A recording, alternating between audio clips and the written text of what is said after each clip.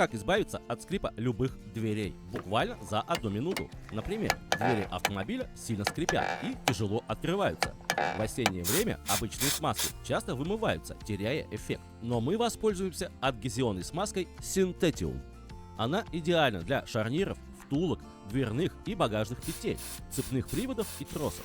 Высокие проникающие свойства гарантируют качественную смазку, даже в труднодоступных местах, легкое нанесение и быстрое загустевание. Смазка не стекает с вертикальных поверхностей и устойчива к горячей и холодной воде, включая реагенты. Посмотрите сами, буквально за минуту проблема исчезла. Двери закрываются, как на иномарке.